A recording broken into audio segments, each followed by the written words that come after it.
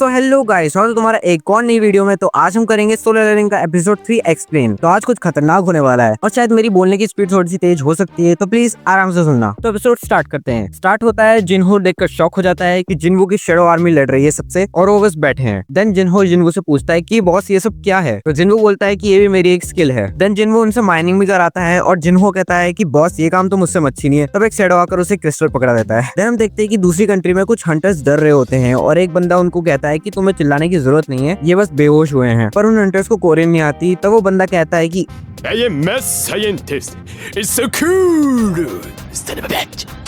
I am human, I want to go home. और ये बंदा कौन है, मानवा वालों को तो पता ही होगा, बाकी लोगों को भी आगे पता चली जाएगा। फिर हमें जिन्हो दिखाए जाते हैं एक बार में। जिन्हो उससे पूछता है कि आगे अब तुम क्या करोगे। जिन्हो कहता है कि अब मैं पहले एसोसिएशन का एग्जाम दूंगा, जिससे कि मुझे गिल्ड मास्टर का लाइसेंस मिल जाएगा। उसके बाद मैं अपने डैड से बात करूंगा। फिर वो पूछता है कि जिन्हो का क्या सीन है। जिन्हो कहता है कि वो ट्रैवलिंग पे जाएगा। दोस्त सुनो, ट्रैवलिंग डेंजर। फिर जिन्हो को थोड़ी सी चढ़ जाती है और वो कहता है कि बॉस आपको मुझसे दिक्कत है तो मुझे बोल सकते हो। फिर वो बताता है कि मेरा एक छोटा भाई है 10 साल का, जो मुझे पसंद नहीं करता, मुझसे बात भी नहीं करता। काश आप मेरे बड़े भाई होते। फिर जिन्हो कहता है कि ऐसी बात है तो आज से तुम मेरे छोटे भाई। और जिन्हो खुश हो जाता है। लेकिन एक सेकंड, अगर जिन्हो अभी जिन्हो को अपना भाई बना रहा है, तो फ्यूचर में तो जिन्हा से शादी करने का मतलब।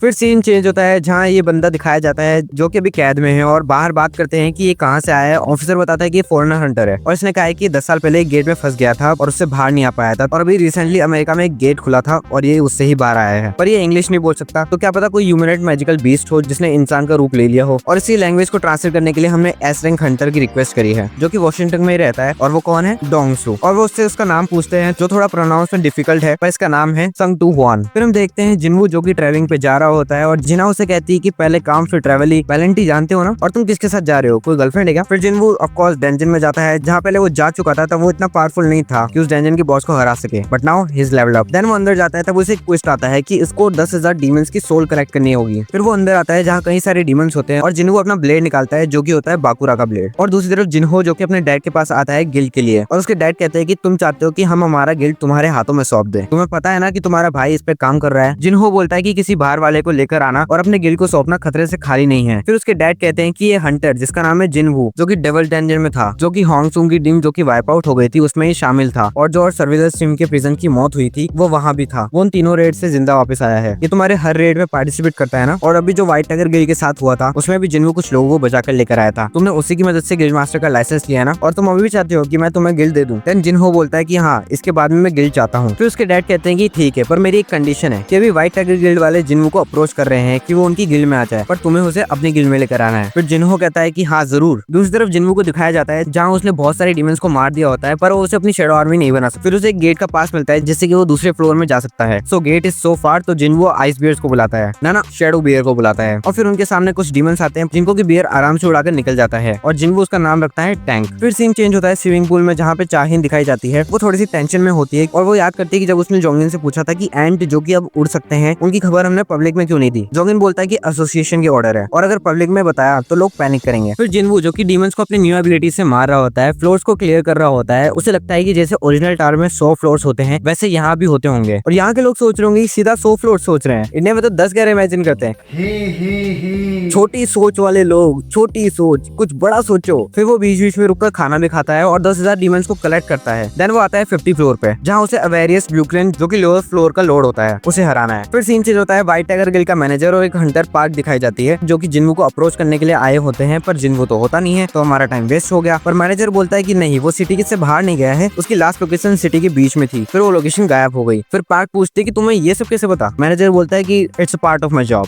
फिर वो कहता है कि जिन्हो कहाँ होगा। फिर जिन्हो अपनी आर्मी को बुलाता है और बोलता है कि बॉस को मैं देख लूंगा, टीम को तुम वाइप आउट करो। फिर जिन्हो सोचता है कि ये बॉस अपनी तशरीफ का उठाएगा, और वो अपनी आंखें ब्लिंक करता है तो बॉस गायब, और वो उसके आर्मी पर अटैक करता है। पर जिन्हो पीछे से आके उसको एक जोर का मुक्का देता है, जिससे वो 3-4 बिल्डिंग तोड़ते हुए दूर जा गिरता है। जिन्हो खुद हैरान होता है कि मैंने कहीं ज्यादा ताकत लगा दी क्या। देन वो डीमन बॉस पास पे हमला करता है। जिन्हो आयरन से अपनी शील्ड मंगाता है और वो कंटिन्यूअसली अटैक कर रहा होता है। फिर उसे एक ओपनिंग मिलती है और वो उस पर हमला करता है, पर वो डीमन उस पर अपना वेपन मारने ही वाला होता है। तभी जिन्हो को अपनी एक पावर याद आती है, रूलर्स हैंड, जिससे कि वो उसके अटैक को डॉज कर लेता है। देन वो सोचता है कि इसको कैसे ना कैसे करके रोकना पड़ेगा। फिर जिन्हो उसको अपने पीछे दौड़ाता है और एक बिल्डिंग में घुसा देता है, और वो उसको अपने वेपन से खत्म कर देता है। फिर उसे वर्ल्ड ट्री फ्रैगमेंट भी मिल जाता है। और दूसरी तरफ डोंगसू सॉन्ग से इंटरोगेशन करता है और वो कहता है कि आजकल मैजिकल बीस्ट इंसानों के रूप लेने लग गए हैं। फिर संग कहता है कि तुम चाहो तो मेरा डीएनए टेस्ट कर सकते हो, और वो कहता है कि मैं तुमसे एक सवाल कर सकता हूँ। नहीं, चुप रहे। ह्यूमंस को गेट और मैजिक्स के बारे में कितना पता है? हैं? तुम्हें गेट्स और मैजिक बीट्स के बारे में क्या पता है? तुम आखिर कहना क्या चाहते हो? डंजन, गेट्स, मैजिकल बीस्ट, ये सब एक वार्निंग है, एक आने वाले डिस्ट्रक्शन के लिए। और ये क्या हो सकता है? मेरा बस एक ही गोल है, डिस्ट्रक्शन को रोकना। अच्छा, तो तुम्हें पता है कि दुनिया में कितने हंटर्स हैं? हम सबको एक साथ रख देंगे, कितने भी लोगों को साथ रख लो, उस ताकत का मुकाबला नहीं कर पाओगे, वो सब खत्म कर देंगे। हाँ, वैसे तुम्हारे अंदर भी थोड़ी बहुत ताकत है। तो डोंगसू थोड़ा सा चिढ़ जाता है और कहता है कि तुम जैसे मैजिकल बीस्ट का नाम भी होता है और तुम्हारी बीवी और 2 बच्चे भी हैं। फिर डोंगसू एक इविल स्माइल के साथ पूछता है कि तुम्हारे बेटे का नाम क्या है? संग कहता है जिनवू। ओ पप्पा मिल गए। ये जिंदा है, किसी का देखो ये जिंदा। फिर संग कहता है कि तुम्हारे अंदर से इतनी मर्डर इंटेंस कैसे आ रही है? डोंगसू कहता है कि तुम्हारे सवालों को मैं जवाब नहीं दूंगा। संग कहता है कि बताओ मुझे। डोंगसू कहता है कि मैं तुम्हें सिर्फ एक चीज बता सकता हूँ कि तुम्हारा बेटा मर चुका है, और अगर तुम्हारी कुछ आखिरी इच्छा है तो उसे नर्क में जाने के बाद तुम खुद ही बता देना। फिर दोनों की हाकी रिलीज होने लगती है। ओके, दोनों का ओरा रिलीज होने लगता है। और अगले सीन में हम देखते हैं जहाँ जिनवू और उसकी आर्मी आगे आती है, और जिनवू स्केलेटन डीमन के पीछे खड़ा है बैड स्टैंड के साथ, और उसको खत्म भी कर देता है। और दूसरी तरफ सिटी में एक साइड का एरिया डिस्ट्रॉय हो चुका है। वहाँ फायर फाइटर्स आते हैं और कुछ ऑफिसर्स बात कर रहे होते हैं कि जब कोई एस रैंक लेवल हंटर्स लड़ते हैं तो वहाँ का पूरा एरिया डिस्ट्रॉय हो जाता है, और कहते हैं कि लड़ाई शुरू होते ही खत्म हो गई। और डोंगसू कहाँ गया? और ये तो यहाँ अधूरा पड़ा हुआ है। हाय, गंदी ले ली। और वहाँ जिनवू की सप्लाईज भी खत्म हो गई होती है। अब वो 75th फ्लोर पे आ चुका है, और उसके हिसाब से 25 फ्लोर्स और बाकी है। और उसे एक इयरिंग्स मिलती है 50 फ्लोर पे एक डीमन से, और एक नेकलेस मिलता है स्केलेटन वाले डीमन से। तो इन दोनों आइटम्स के कुछ अच्छे लेवल्स होते हैं, और उसे एक एवरेसिस ग्लास भी मिलता है, जिन पर जिनवू के वो किसी काम का नहीं है। और वो कहता है कि अगर ये मेरे मैजिक आर्मी के पास होंगे तो उनकी पावर्स और भी बढ़ जाएगी। और उसे कर्स रैंडम लूट बॉक्स मिलता है, पर वो डिसअपॉइंट होता है कि उसे अब और नहीं मिल सकता ऐसे। फिर उसमें से मिलती है उसे एक चाबी, पर उसकी कोई इन्फॉर्मेशन नहीं होती। और अब एलिक्सर ऑफ लाइफ के लिए उसे 3 चीजों की जरूरत थी, उसमें से एक वर्ल्ड ट्री फ्रेगमेंट और दूसरा spring water from eco forest. ये दोनों मिल चुके हैं, अब बस एक और फिर वो अपनी मॉम को बचा सकता है। और अब अगली बार जब मैं आऊंगा तो इसे फिनिश कर दूंगा। मेरा एपिसोड खत्म, तो अब मिलूंगा मैं तुमसे अगली वीडियो में। तब तक के लिए sayonara. Not to worry, Uday. अभी हम जिंदा हैं।